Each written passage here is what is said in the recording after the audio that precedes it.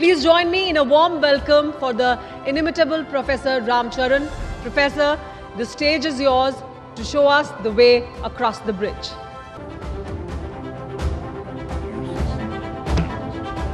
Thank you. Namaste. Until about a month ago, we were on a trajectory, 7% per annum growth. We were the only country where the world admired that despite all these disturbances, we are positioned well. That came crisis. Fuel, oil. I have to go up? Okay, I can go up. Oil, LPG, prices go up, unavailability. Bharat Sarkar, Modi ji did a fabulous job. How many of you think they did the fabulous job? Raise your hand. No other country is able to do that. That includes America. Now we are disturbed. $90 billion went out. Cry of inflation began to happen. We are now in an era, not just geopolitical, not just geo-economic, in the era of continuous wars in the world. It began in February 22, Russia, Ukraine, and these skirmishes continue to do. So we need to be alert. We are influenced and affected by the external changes. We were told not to buy oil from Russia. We are told that this thing is now squeezing the crisis coming in, and that affects our currency. Our currency went from some 76 to 92, speculator stake. When currency goes down, the inflation begins to go up. So here is the central question. Who are driving this war atmosphere? It was initially Putin, Trump, then Iranians had to involve, Netanyahu had to involve, Pakistan, India skirmish. The war is between President Trump and President Xi. All things are behind it, supporting it, directing it. It is in this context that I'd like to take you through the geo-economic war in which the economies are being handled. In this one, I'm going to take you through some data and then alert you what's coming in going to the future. So please put the first slide so that you have hard facts. These are not some guesses. Please have a look. I will detail that. In the last, from 2020 to 2026, our trade imports have gone from 65 billion to 126 billion. Can you see that, all of you? It's increasing. And if we do nothing, by 2930, that imports is 739 billion.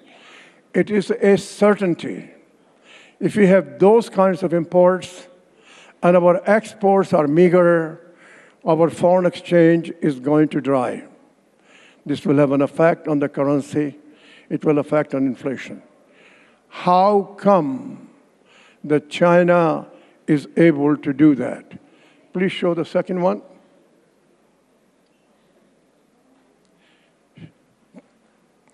These are the things we import. These are electrical machinery, nuclear reactors, organic chemicals, plastics, optical, medical, scientific instruments. And they're very good. This is 70% of the imports. The message, they are at a prices that nobody in the world can compete. They are ratio of 3 to 1, where we produce in India $3 worth, and China sells for $1. So the whole world economy, driven by China, and they accumulate $1 trillion every year, hard cash, rupees, dollars, yens, euros. How do they do that? Let's take the next slide. This is the thing I'd like you to master. People are not aware of it. I will articulate it, and we must deal with it. Prime Minister Modi ji has begun to do that. He's quite aware of it. So President Xi in 2014 decided to use the formula that take industries and produce capacity equal to 90% of the world demand. When you have such a hyper scale, your marginal cost goes down. Sell that at marginal cost, collect the currency, bring it to China, use it for military purposes and other purposes. So here, if you look at A, build capacity equal to 90% of global demand, currency depreciation 20%, and subsidies. Gain market share, get foreign exchange. No one can compete against this model. It destroys the industry. Please note, I am predicting what will happen here. No industry in India will survive if it is fully allowed by Chinese imports at the marginal cost. I will now predict which ones will be under attack. And here, the relationship that the government does with China is to balance that trade balance. Let's show the next one. Solar energy. This is about to be destroyed. The cost, we have $3, they have $1. And this one has been done.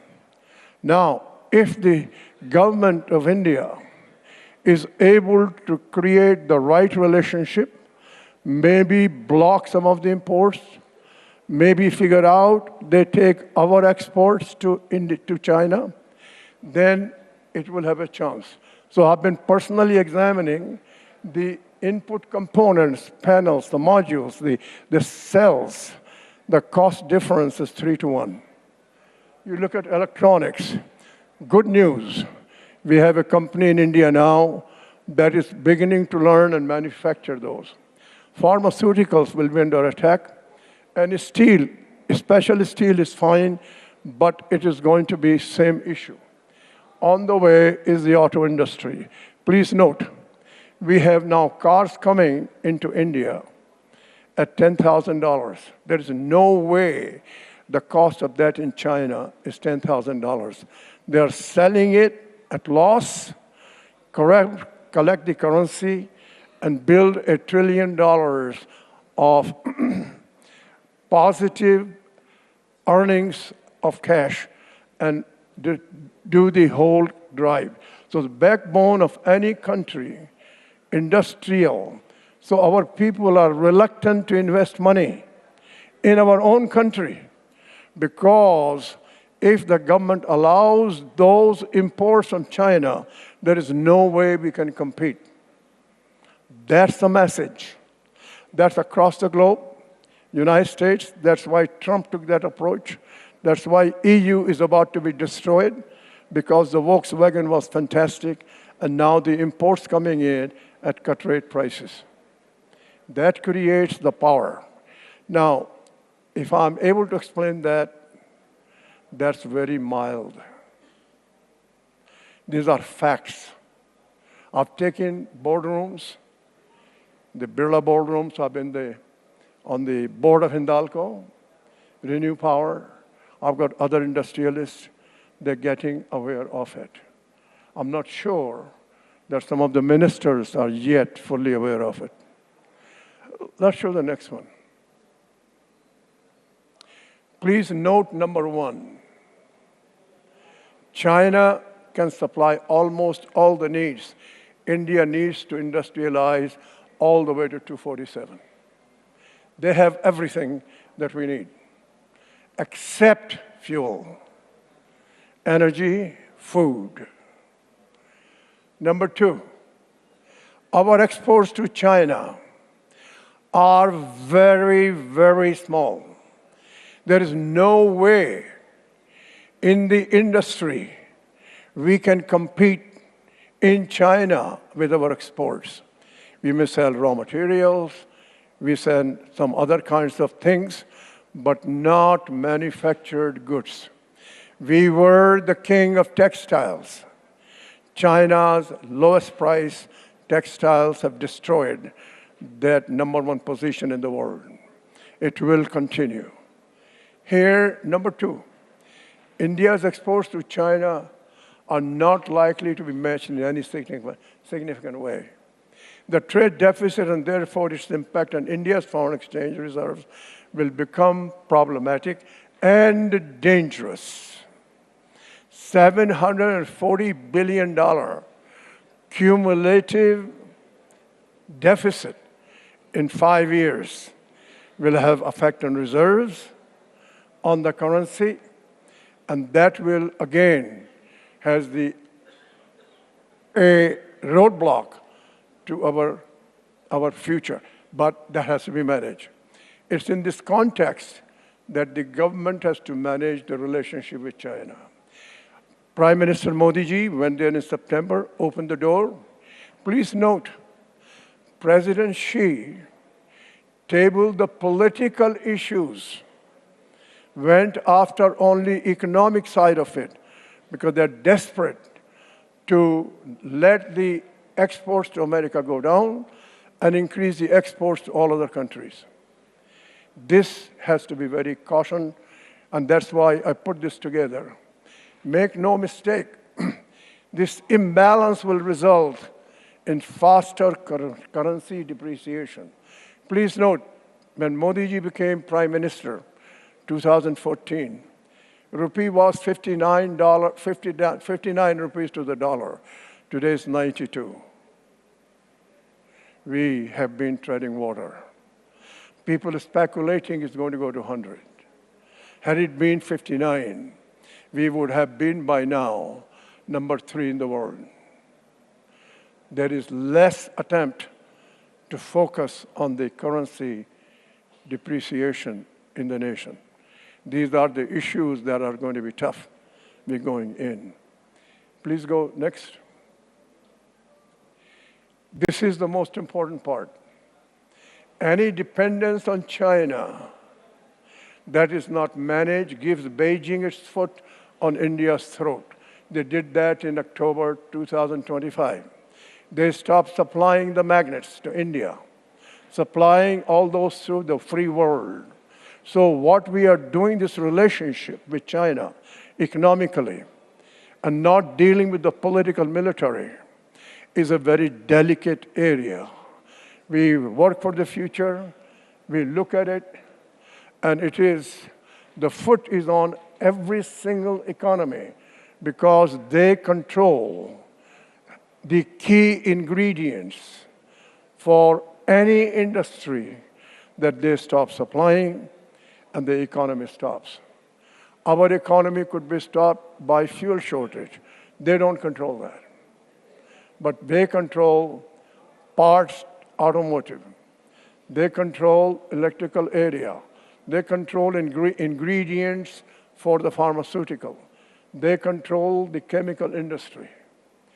Here, we're going into the future that relationship that the Prime Minister Modi ji has opened with China has now to be very cautious, very balanced.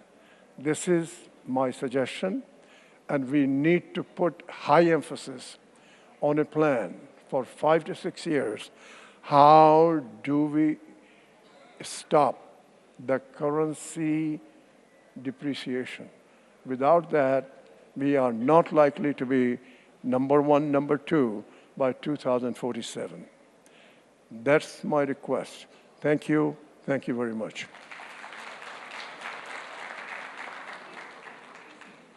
So I'm going to request you to please be here at the podium, at the stage, because we want to honor you right now. Please be here, sir. और अब professor साहब को honour करने के लिए TV9 के विक्रम जी जो CEO हैं, CEO वो हमारे साथ आ रहे हैं. Vikram ji, please come. Thank you very much.